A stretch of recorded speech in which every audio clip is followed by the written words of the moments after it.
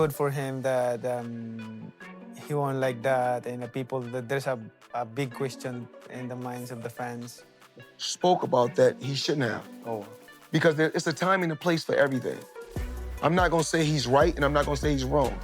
Floyd Mayweather has made a lot of money in his career. It appears he also owes a lot of money, too. The boxer apparently... Boxing champion Manny Pacquiao has finally broken his silence regarding the startling FBI inquiry involving his longtime rival Floyd Mayweather. Amid intensifying rumors of a massive $42 million fraudulent scheme, spectators and analysts alike have eagerly awaited Pacquiao's perspective. True to form, his response delivered. Exhibiting his characteristic modesty and keen intellect, Pacquiao spoke candidly when questioned about Mayweather's mounting legal difficulties, suggesting unrevealed realities and lingering historic animosities that went unresolved during their active careers. With the controversy rapidly developing, his statements are causing a major stir across the athletic landscape, effectively breathing new life into one of combat sport's most legendary rivalries. All right, now Floyd Mayweather Jr., there's a story circulating that Business Insider did talking about this $400 million property deal that he had been discussing here in New York City. But now, according to Business Insider, it's not what you think it is. They said there's no evidence there's been a sale of these properties, and it's 62 rental apartment buildings in Upper Manhattan. Here is what Floyd Mayweather had said at the time on a video that he posted on his Instagram. I love bringing people into my lifestyle, showing people how I live. Now, I know you guys see me on the record talking about real estate. Well, lately, I purchased 62 apartment buildings in New York City. And what I need you guys to do, slide over and check out the photos. It's not all 62 buildings, it's a few buildings, but guess what? All the buildings belong to me. The intense competition between Manny Pacquiao and Floyd Mayweather stands as one of the most celebrated chapters in boxing history. Their highly anticipated 2015 showdown, widely promoted as the fight of the century, served as the climax of years of tense build-up and delicate contractual negotiations. Although Mayweather ultimately claimed a unanimous decision victory, the historic event was marred by significant controversy, notably concerning pre-fight drug screening disagreements and Pacquiao's unrevealed rotator cuff injury. What would have been different had they fought, let's just say 5 years earlier? Because everybody believed they wanted that fight. We had been clamoring for that fight for 5-10 years. Had they fought 5 years earlier, is the outcome any different? Let's just say it would have probably been a controversial decision. Okay. You know, like a closer fight. But I still think that Floyd probably would have pulled it off. I really do think so. Pacquiao at the time, when he was coming up, when I fought him, he was literally a Pac-Man. Right. He was just chomping at me like there's no tomorrow. Right. He wouldn't stop. He wouldn't stop throwing punches. That Pacquiao probably gives Mayweather a better fight. Wow. Yeah. I don't know if he wins, but he gives him a better fight. Right. Yeah. And so you feel this fight happened a couple years? A little too late, you know? Manny Pacquiao he's not a better fighter than me. Floyd, what is your assessment of Manny Pacquiao and his shoulder injury? Come on. I mean, this is ridiculous. Excuses, excuses, excuses. He was throwing combinations. Everything seemed just fine. He lost. He know he lost. I lost a lot of respect for him. You know, you fight. If you lose, it's okay. Mayweather was the better man. We fight 10 times, I'm gonna win 10 times. We fight 20 times, I'm gonna win 20 times. We fight 100 times, I'm gonna win 100 times. Manny Pacquiao, you're not on my level. Manny Pacquiao, you will never be on my level, period. Simple and plain. It's okay to be number 2. It's okay to be right behind me. It's okay. In September 2021, Pacquiao formally announced his retirement from professional boxing to fully commit to public service. He subsequently launched a campaign for the presidency of the Philippines in the 2022 general elections, though his bid ultimately fell short. Despite this political defeat, Pacquiao maintained a highly visible public profile, continuing his legislative duties as a senator while actively funding and leading a wide range of humanitarian initiatives. On Manny Pacquiao's retirement. One of the greatest fighters we've ever seen. Never ran from anybody. Had completely respected the sport of boxing. Was an ultimate champion. And I have to tell you, one of the nicest human beings you'll ever meet on the planet Earth. I mean, when people, I want to just say this real quick because I know we got to go because we got one more thing to discuss, Marcus. Yeah. When people talk about Manny Pacquiao and they say stuff like, well, he's fighting for money. I would like y'all to know that there are people who line up in the streets of the Philippines just to come get some money from him. He's very charitable. Oh, yeah. That's why money was compromising, because he's a giver. An emerging report suggested that he had initiated intensive training sessions for a projected exhibition bout against the highly acclaimed Muay Thai competitor Bakako Banchamak. This proposed matchup was widely expected to be a major commercial spectacle with an estimated financial payout of approximately $25 million.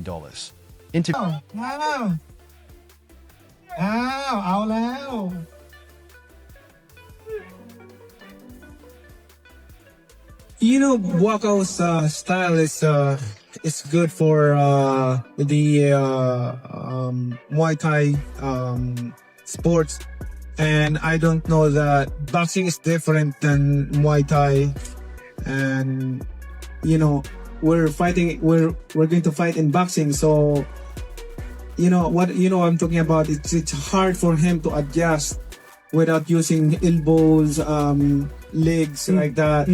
So it just, you need to train hard and work hard because it's hard it's very hard to Although Pacquiao has shared public remarks regarding the ongoing federal probe into Floyd Mayweather's alleged connection to a $42 million financial fraud, their shared history points to a deeply complicated dynamic. In 2009, Pacquiao initiated a high-profile defamation lawsuit against Mayweather in response to public allegations of performance-enhancing substance abuse. This bitter dispute was settled out of court in 2012, with each side covering its own legal fees, while the Mayweather family issued an official clarification stating they possessed no evidence of any banned substance use by Pacquiao. And Dan, what is Pacquiao hoping to accomplish with this lawsuit?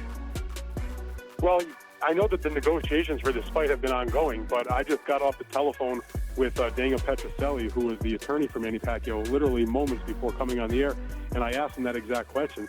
And his point was, regardless of whether or not they're negotiating this fight, that that the comments that they alleged that the Mayweather people had made were irresponsible and reckless and malicious, and they had to answer it no matter what. And so they felt like they had no choice but to file the lawsuit regardless. Mayweather's legal entanglements extend far beyond his long-running feud with Pacquiao.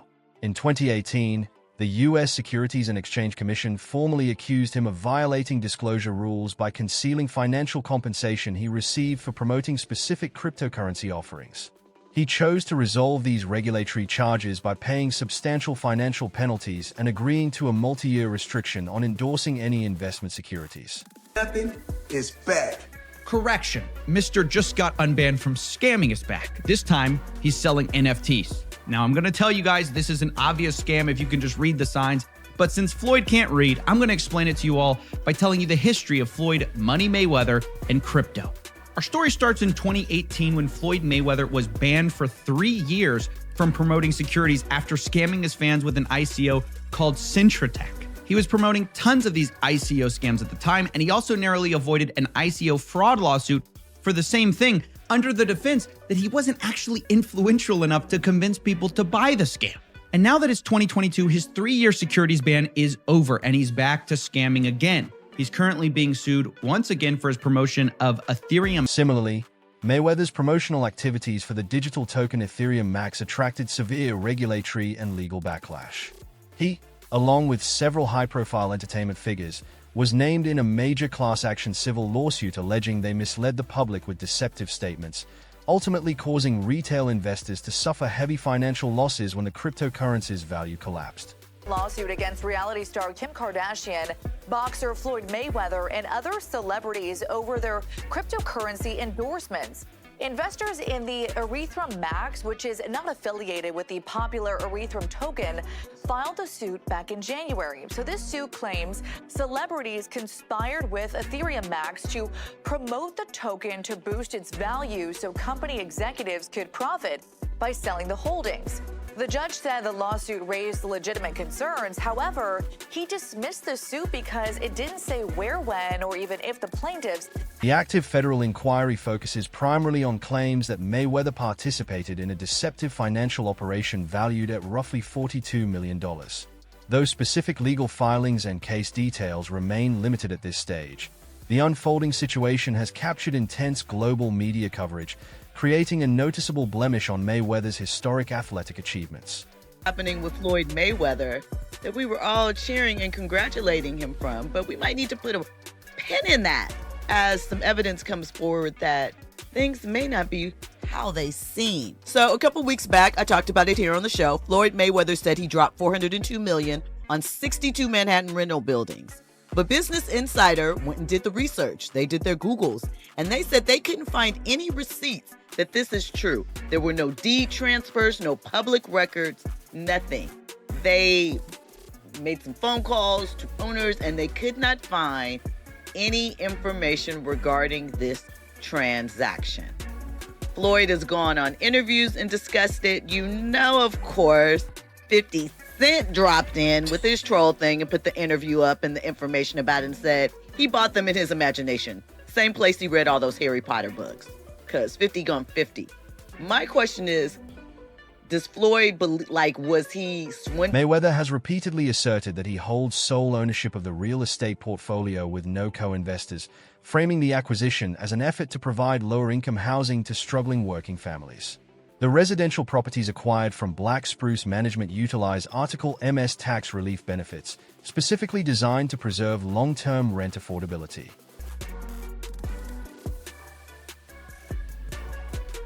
And on a point like this, because all of them, we're in New York City right now. We're in Manhattan. That's what we do. Come on. You know what I'm doing?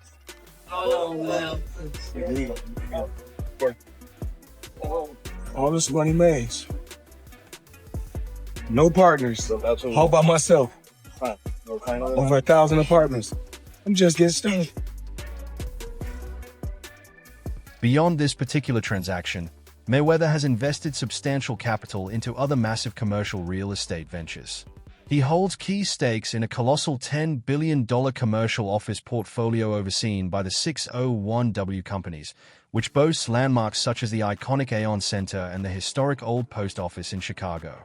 These high-level transactions highlight his long-term ambition of building a highly lucrative and socially influential property empire. Was buying a $402 million multifamily portfolio called the Black Spruce portfolio. A source revealed to The Real Deal that he went into contract to pay $402 million for a 1,000-unit affordable housing portfolio of more than 60 buildings. These buildings are concentrated in the Upper Manhattan area, and this deal would make for one of the city's biggest multifamily deals of the year. Anyways, we know Floyd is big on putting his money into commercial real estate deals, but a 1,000-unit multifamily portfolio is a massive buy, even for a guy like him. The question is, why would he, or anybody for that matter, be interested in buying all of these affordable housing units all at once? Well, for one, some of this portfolio is reported to offer a tax exemption due to the fact that the majority... Mayweather has consistently been defined by his astronomical earnings,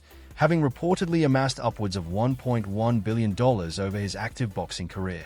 Nevertheless, skeptics, including his former close associate, rapper 50 Cent, have openly cast doubt on the long-term viability of his liquid assets. During a 2020 broadcast, 50 Cent argued that Mayweather's highly extravagant spending habits have severely drained his reserves, implying his actual net worth is far lower than publicly assumed. The rapper remarked, "It's a cycle of fighting, collecting the check, burning through it, and fighting again. With that kind of overhead, the capital disappears. Take my word for it." Does Floyd Mayweather, is he as rich as we think he is? No. So when we see the $1 million in the bag, that money light money. Like, he can get his hands on that. Right. You know what I'm saying? Like, if you can't... I need some of that light money then. Yeah, you know what I'm saying? Anytime like that, look, he is who he is. You Right. can't discredit who he is. Like, and again, I'll tell you, like, I don't mind, telling the truth.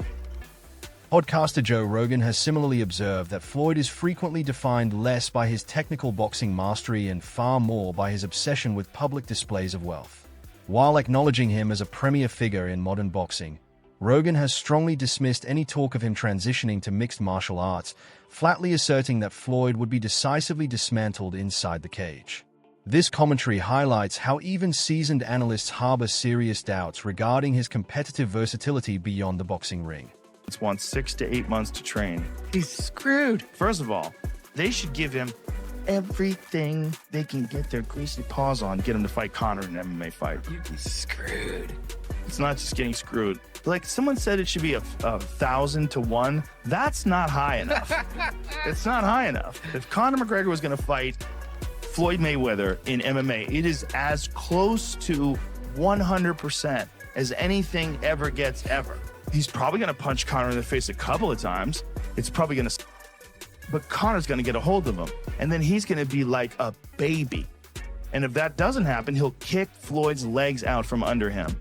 He'll kick his legs sideways. He'll kick them from the outside. He'll kick them from the inside. He'll stay way away from any sort of a range where Floyd can punch him. It'll be a completely... On a separate occasion, Joe Rogan illustrated the sheer scope of Floyd's systemic influence by recounting an incident where Mayweather reportedly demanded and secured the mid-fight dismissal of an officiating referee. Rogan pointed out that such an unprecedented maneuver could only be orchestrated by an elite figure wielding Mayweather's specific level of commercial dominance and political sway. This extraordinary occurrence underscores the profound way in which Floyd's financial clout dictates the operational boundaries of his career. Mayweather hit him behind the head. So Floyd fired the referee in the middle of the bout. Floyd throws this punch, and he's 100% correct. The punch landed the side of the head. It's a right hook. It's a perfect punch. And the referee was saying, watch the back of the head. He's like, what the fuck are you talking about? And so he kicks the guy out, and they bring in a different referee who finishes the fight. And let me tell you something. Your career simply doesn't compensate you the way mine does. Sure, it's relative, but your earnings don't match my pay scale. That's the core of the issue. I have the unique ability to pull in $200 million in a year and a half simply because I choose to, because I can easily return to the sport and secure another massive payday. Does that sit well with you? Whether they actually love even more. As the sun clearly set on the boxing career of Mayweather, many can reflect on a lot of things about the man. He wasn't a Mike Tyson-like knockout artist, or even Tommy the Hitman Hearns. To many, he wasn't even Sugar Ray Leonard. He certainly can't be confused with Muhammad Ali or any other fighter who's ever been socially conscious. No doubt he was guilty of domestic violence, as our very own The Undefeated accurately pointed out. He definitely had his share of boring fights that didn't give the people what they actually wanted to see. But that ain't the legacy these athletes are paying attention to. What they're paying attention to instead is the $1 billion plus Mayweather has earned in his career. How box office he made himself. How he's been his own boss, answerable to no commissioner, no owner, no GMs, and barely even the fans for the last decade in achieving unprecedented wealth, fame, and control of his own name, his own brand. And how despite strenuous efforts by so many to bring him down, they simply weren't able to do it. You want to see an athlete drool? The idolized displaying deference and respect. Throughout his legendary career, Mayweather participated in some of the most financially successful pay-per-view events ever recorded.